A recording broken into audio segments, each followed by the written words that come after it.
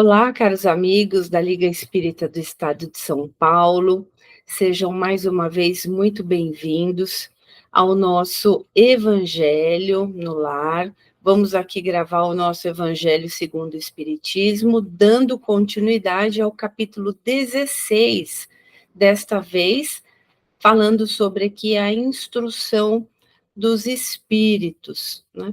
É importante salientarmos, né, que nós dividimos mais uma vez, né, lembrando que dividimos em duas etapas este evangelho, por julgarmos ser de extrema importância aí alguns comentários pontuais dos nossos irmãos mentores espirituais acerca do tema, né? Nas últimas semanas, esse tema tem se tornado bastante frequente aqui nos nossos comentários e julgamos, por óbvio, que não é uma coincidência, né? Nós, enquanto encarnados, nós ainda guardamos em nós vínculos muito fortes com os aspectos materiais, né, da encarnação, mas que se faz importante, então, nós lembrarmos, né, o que comentamos rapidamente no nosso último encontro, então, para que possamos aí, né, dar, fazermos, né, reflexão aí aos comentários, né, às mensagens dos nossos irmãos mentores. Já nos foi falado, que foi comentado no nosso último encontro, que essa relação com a matéria para o encarnado é bastante dificultosa para alguns, né? Mas o que é mais importante, e é a mensagem base de todos os comentários que faremos hoje, é entendermos por que, né, que os bens materiais, eles nos causam tanto torpor na encarnação, onde nós direcionamos boa parte da nossa atenção para eles, e por quê, né? Por qual motivo nós temos algumas vantagens em relação à matéria, por que que alguns não dispõem dela ou não dispõem, inclusive, do necessário, né? Então, como é que é feita essa relação com a matéria? Em que pesa a balança de Jesus para direcionar, né, recursos para um e para outros não? Então, é importante que nós tenhamos em mente que, né, tudo que nos é dado aqui em relação à matéria, até pela própria nossa condição de impermanência, né? Enquanto matéria, nós, enquanto corpo, enquanto matéria na encarnação, nós somos perenes, né? Quer dizer, essa situação de intermitência, né? Então, já nos deixa claro que ora nós podemos ter algo, ora não. Ora nós temos o nosso corpo, por exemplo, né, veículo importante para a nossa permanência aqui, né, no planeta, na nossa encarnação, e ora nós perdemos, né, este corpo e retornamos à pátria espiritual. Então, nesse sentido, algo que nós valorizamos muito, né, todos nós, que é a nossa própria vida, nem disso nós temos propriedade, nem o nosso próprio corpo, né, faz parte de um estado de eternidade, diferentemente do nosso espírito. E aí, né, o nosso irmão Pascal, né, em 1860, nos deixou essa mensagem, a verdadeira propriedade. E mais uma vez deixamos em negrito pontos focais de cada mensagem para que possamos fazer os nossos comentários, né? Então, aqui diz, né? O que então que ele possui? Nada do que se destina ao uso do corpo e tudo que se refere ao uso da alma, à inteligência, os conhecimentos, as qualidades morais. Eis o que ele traz e leva consigo, o que ninguém pode tirar-lhe e o que ainda mais lhe servirá no outro mundo do que neste. Então, aqui ele já né, ratifica, confirma aquilo que nós conversamos no nosso último encontro, né? Então, tudo o que se destina ao uso do corpo, ele não precisa ser tão ser dado tanta atenção. É importante? Sem dúvida que é, sem dúvida que é.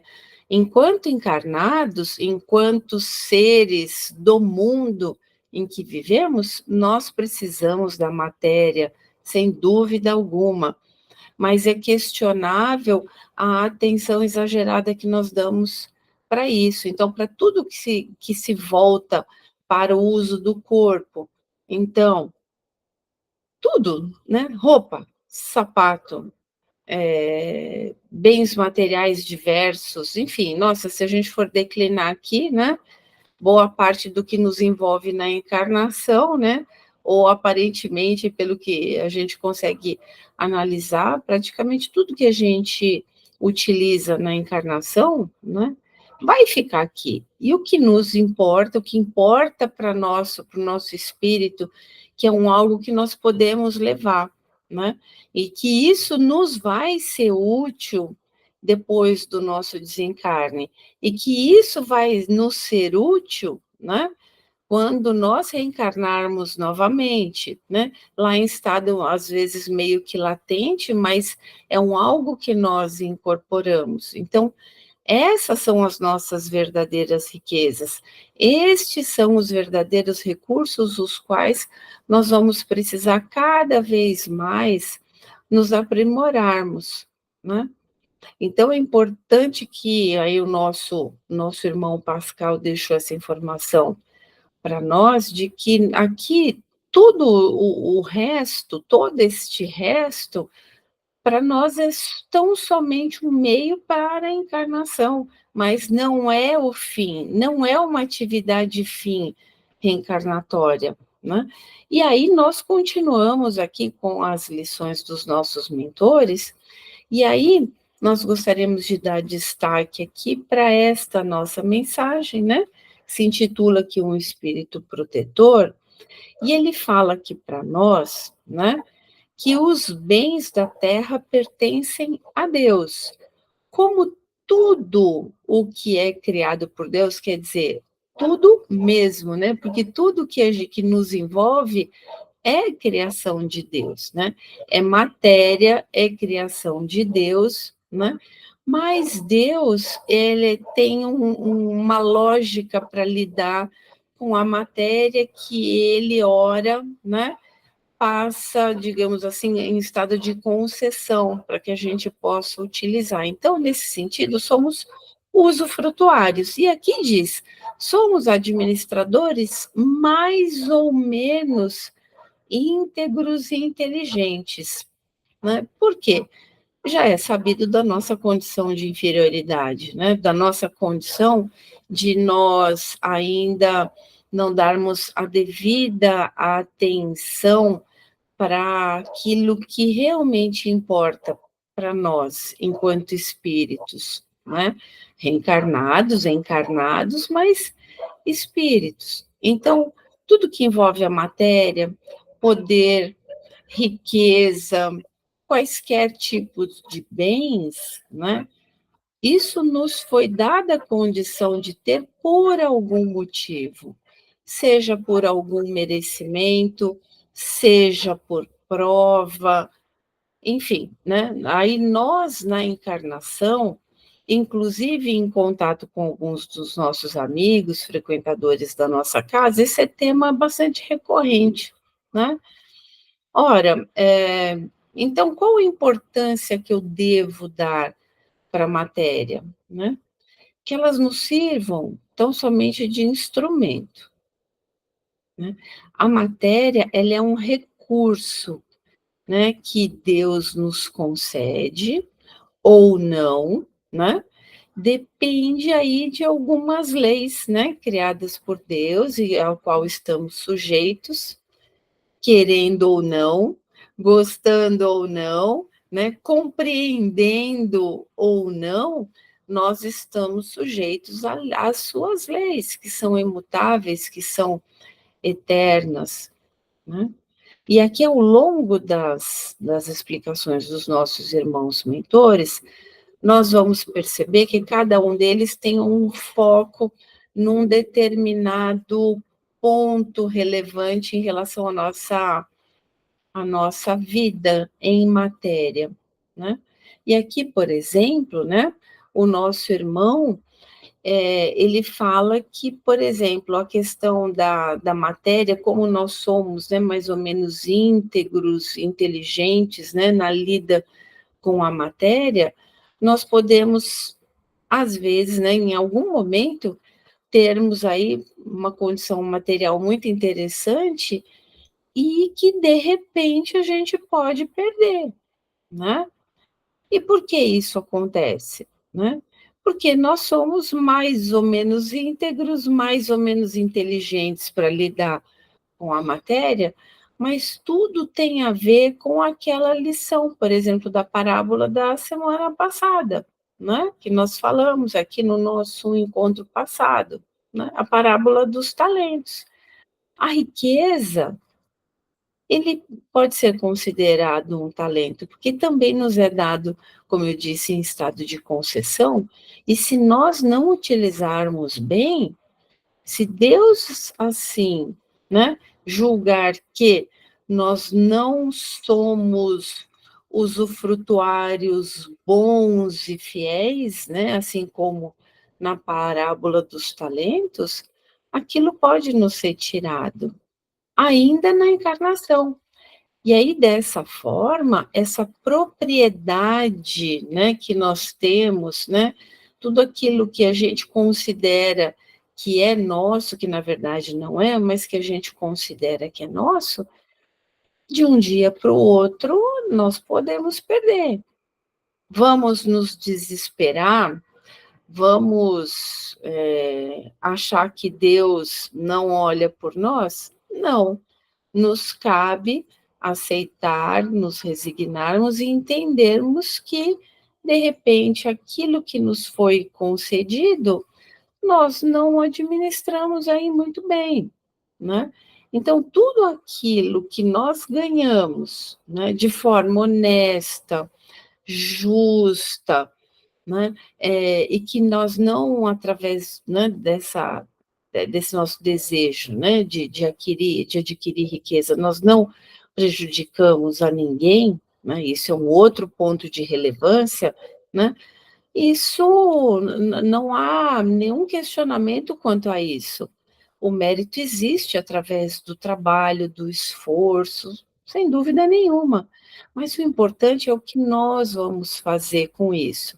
E aí, portanto, nós precisamos entender a situação do emprego da fortuna, né? E aqui diz: "Se gentis, portanto, vossa alma dominada pelas cobiças da carne, apressai-vos em sacudir o jugo que vos esmaga, pois Deus, justo e severo, vos perguntará: que fizeste, né? Econômo infiel dos bens que te confiei, empregaste essa poderosa fonte de boas obras unicamente na tua satisfação pessoal?" Então, aqui já diz muito claramente, o emprego da fortuna não é tão somente para que nós possamos satisfazer, né, os nossos desejos. Existe condenação em satisfazer os nossos desejos pessoais? É claro que não, mas isso tem uma medida do necessário, do justo, do último, do útil, do honesto, do íntegro. Mas a fortuna, ela é feita para, né, mitigar a dor do próximo, quer dizer, aliviar, reduzir a dor do próximo.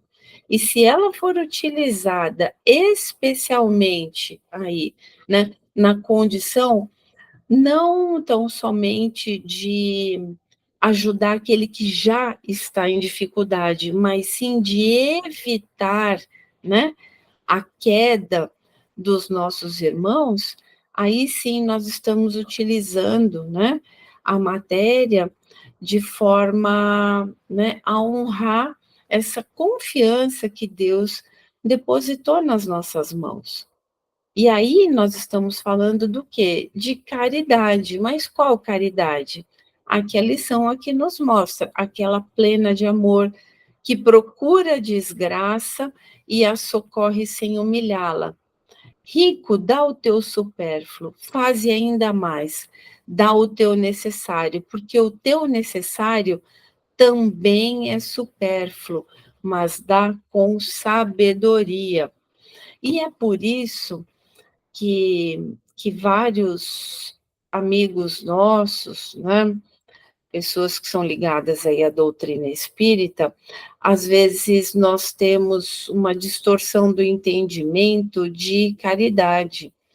A caridade é aquela onde nós tão somente damos, proporcionamos, né, e nós não aproveitamos o recurso, né, qualquer que seja ele, a inteligência, o dinheiro, a coragem, qualquer talento, habilidade, tudo que a gente não utiliza, né, para o bem do próximo, e o que é pior, utiliza isso para fazer o mal, isso nos vai ser tirado, né? Mas voltando aqui ainda, né, no emprego da fortuna, dos bens, né, da fortuna, nós precisamos, então, portanto, ter tudo isso, mas, assim, utilizar com sabedoria. O que é utilizar e empregar a fortuna com sabedoria? Não é humilhar com a esmola, por exemplo, né? Porque a esmola, ela é extremamente humilhante, especialmente para quem recebe, porque aquele que recebe a esmola, ele conhece a sua situação de pequenez, de indignidade, né, perante a vida, né? Então, isso faz com que a pessoa não tenha autonomia, né, para viver. Então, a esmola reforça essa ideia da falta de autonomia, da falta de condição da pessoa andar com os próprios pés, né?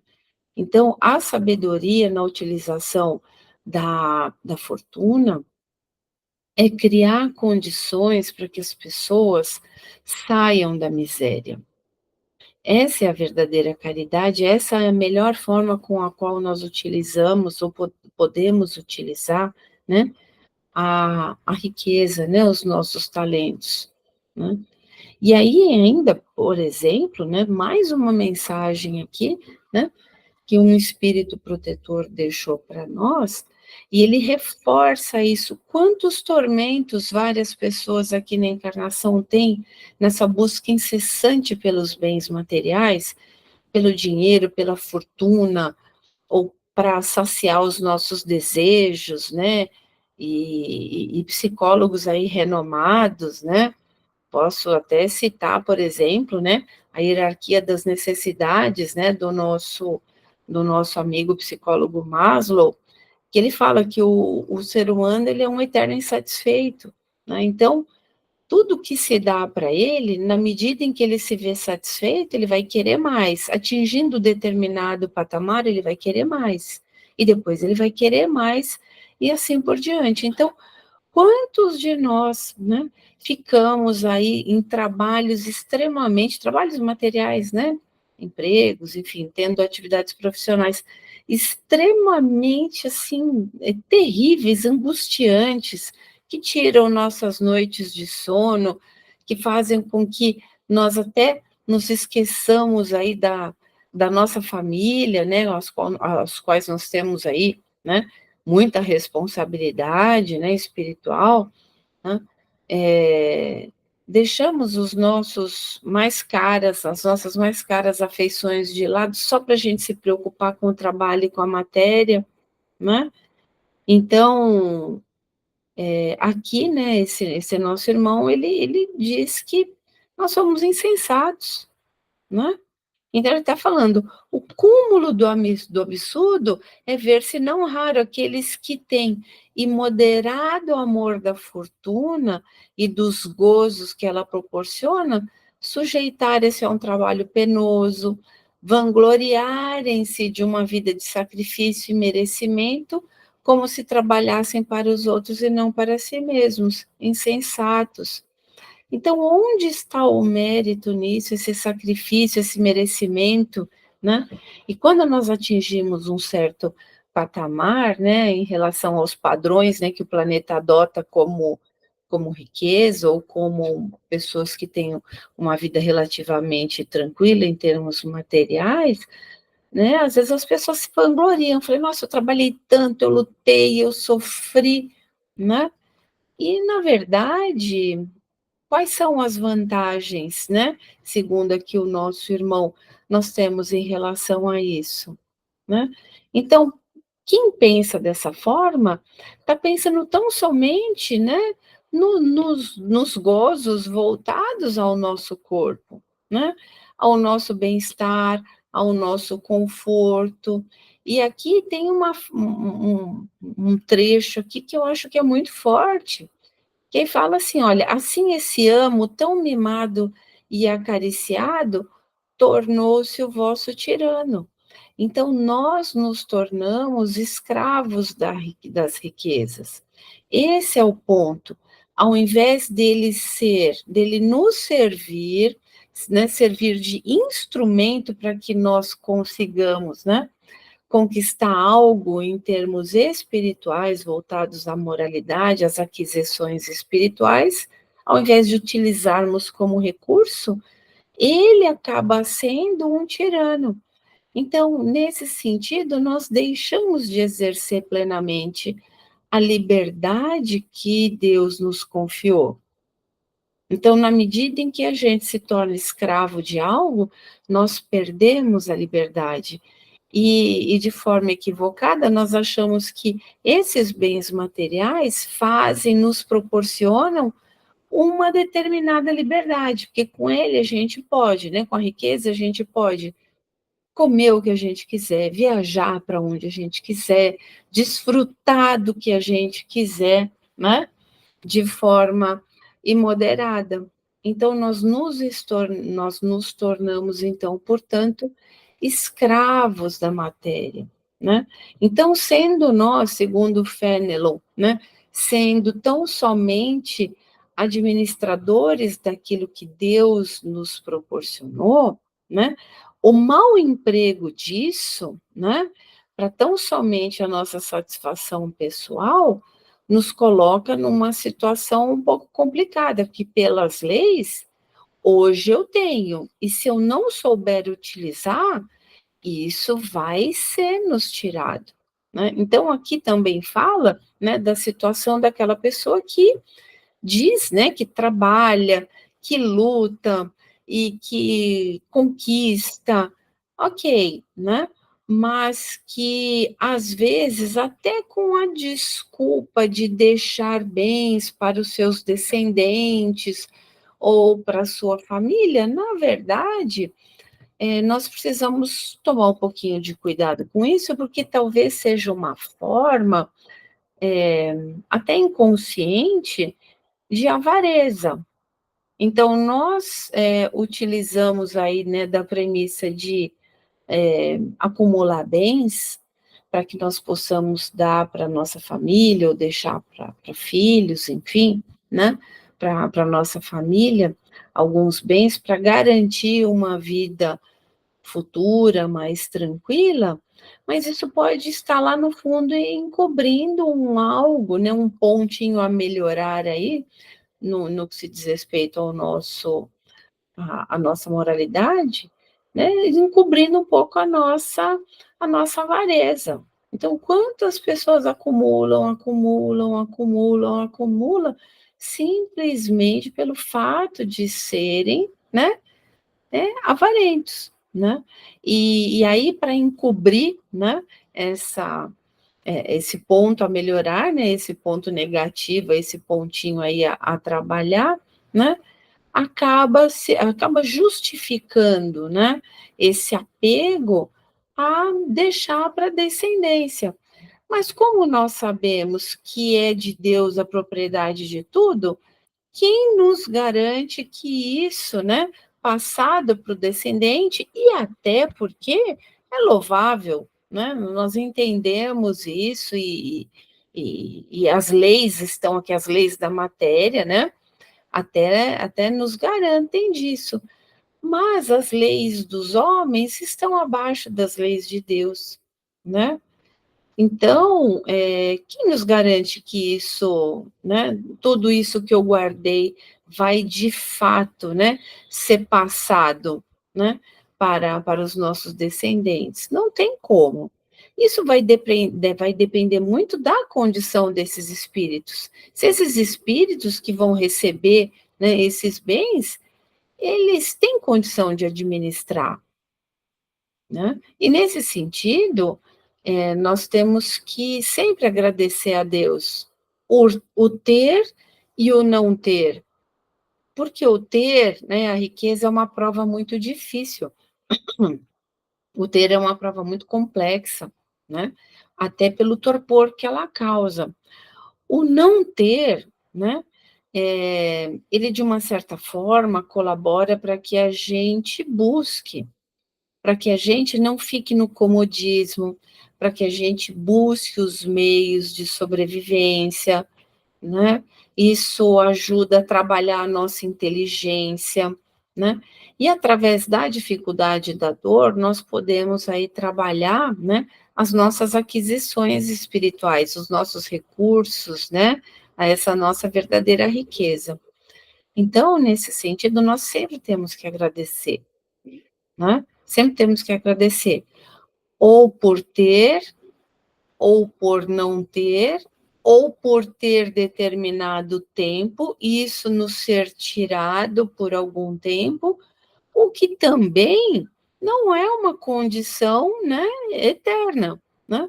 Isso, da mesma forma que nos é dado e nos é tirado, também nos pode ser restituído, né? Então, qual é a melhor forma que a gente tem para lidar com isso? Primeiro, é nos desprendermos desses bens terrenos. Isso nos vai garantir uma paz, uma tranquilidade, seja em qual situação estivermos, na abundância ou não, ou naquela abundância temporária, depois nós podemos perder, e como disse, nós podemos recuperar isso também, né? E aqui, e ele é tão importante que a mensagem é de 1863, mas aqui diz para nós, olha, somos devedores uns dos outros, somente por uma união sincera e fraternal entre espíritos e os encarnados, a regeneração será possível. Nós estamos em processo de regeneração, o nosso planeta está nesse processo. Então, a lição aqui fala para nós da regeneração na nossa condição espiritual, mas e por que não pensarmos nessa regeneração planetária? Né? Por que não? Porque essa condição da regeneração planetária, um dos pontos focais dela é realmente nós darmos atenção ao espírito, aquilo que realmente vale a pena, e entender que a matéria, né, ela é importante, mas até um determinado patamar, né? Utilizarmos para quê, né? Para que a gente possa evoluir, para que nós possamos aí contribuir com os nossos irmãos que possuem menos, ajudá-los através da matéria a conseguir, né? Também a proporcionar essa elevação que eles também necessitam. Porque, como disse, nós somos devedores uns dos outros. Quem tem mais tem obrigação moral de ajudar quem tem menos. Quem tem mais inteligência, né, tem por obrigação moral ajudar aquele que tem menos. Quem tem mais dinheiro ajudar aquele que tem menos. Aquele que tem mais pão na mesa tem que ajudar aquele que tem menos. Aquele que tem mais roupa tem que ajudar aquele que tem menos roupa.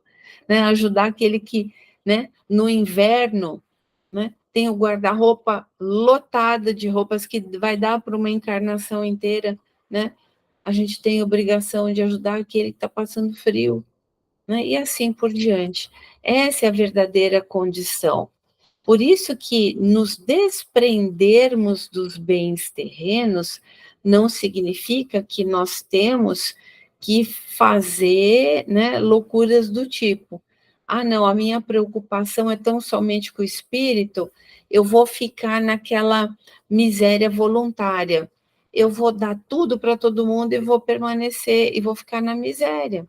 Um exagero, é óbvio que não, né? É óbvio que não. Aí nós estamos sendo ingratos para com Deus também. Então, não se mede o desprendimento nessa situação limite de não querer nada, viver na miséria. Isso também está errado, né? Então, nós temos irmãos aí um pouco mais, né, digamos assim, que tem um pensamento um pouquinho distorcido, né? São mais voltados aos extremismos, então isso também é extremamente condenável, assim como a avareza é extremamente condenável, né? Você simplesmente, de forma voluntária, ficar na miséria é uma ingratidão para com Deus, até porque nós fomos, né, nós vamos acabar sendo o quê, né? Um peso para a sociedade. Então, aí nós vamos onerar outros, né? Outros vão ter que acabar colaborando conosco, porque se somos dependentes uns dos outros, e acreditem, todos nós somos, porque ninguém vive só, né? Nós somos seres interdependentes, né? Essa é a magia da encarnação. Se assim não fosse, ninguém precisaria, né, viver num ambiente relacional, né? Então, nos cabe, então, pensar que esses bens, eles são, né, nos foi dada uma missão importante. Então, isso imputa, nesse sentido aqui, um dever para que nós temos para com os nossos irmãos, né? Então, a nossa inteligência, né? A nossa, tudo aquilo que nos é dado, né? Seja, né? Em condição moral, né? Mais uma vez, inteligência, especialmente a inteligência, né? O conhecimento que nós vamos levar ali, né? Para outras, né? Ou em outros momentos, né? Reencarnatórios, eles também servem, né, para que a gente possa utilizá-los aí na melhor concepção da palavra caridade, né? Então, mais uma vez, desperdiçar algo que Deus nos concedeu por empréstimo, nós realmente somos depositários aí infiéis. Então, sem abatimentos no caso de perdermos algo material, né? Talvez isso seja até uma bênção para nós, né? A gente perdermos algo que para nós hoje é caro, né? Em termos de apego, né, aos bens materiais, isso pode ser um excelente remédio para o espírito. Então, nós precisamos agradecer sempre tudo o que nos é dado, o teto, por mais simples que seja, a cama, por mais simples que possa ser, o cobertor, o prato de comida, né? Um livro que a gente ganha, uma palavra amiga que recebemos, tudo isso são riquezas, tudo. E é isso que a gente precisa compartilhar com os nossos irmãos, né? Porque nos é dado um encargo, né? Então, se nós não utilizarmos esse encargo de forma digna, né? E deixar, né? E termos o entendimento de que Deus é nosso Pai e Ele nos concede algo para que possamos fazer algo digno com Ele, né? Isso invariavelmente nós vamos acabar perdendo, né, essa possibilidade. Em algum momento, seja na mesma encarnação, ou seja na próxima, ou em outras. Nós não sabemos, né, os males que os nossos apegos, né, a matéria, os males, a abrangência, a profundidade e amplitude, né, do mau uso desse recurso pode nos acarretar. né? E aí, ao final, né, do nosso evangelho de hoje, né, São Luís aqui responde aqui a uma pergunta, né? O princípio segundo o qual o homem é apenas depositário da fortuna de Deus lhe permite gozar durante a vida, tira-lhe o direito de transmitir aos seus descendentes. Então, aqui ele reforça, né? Então, Lacordaire, ele reforça aquela situação que nós comentamos em lição aqui de um outro amigo, irmão mentor aqui, né? E aqui está dizendo, olha, não se tira o direito de lhe transmitir o empréstimo recebido, desde que Deus, né, o retirará quando julgar conveniente. Então, nós podemos fazer isso? Podemos, mas é Deus que sabe. E é por isso que tem certas fortunas que, num piscar de olhos, acabam assim de um dia para o outro, né? Da riqueza extrema para a ruína perturbadora, porque é a Deus que pertence, da mesma forma que nos é dado, nos pode ser tirado. E para terminar o nosso evangelho de hoje, eu deixo aqui uma citação contida no livro Palavras de Vida Eterna, no capítulo 8, que tem como título Vida e Posse, né? Que reforça todo aí o entendimento do nosso evangelho.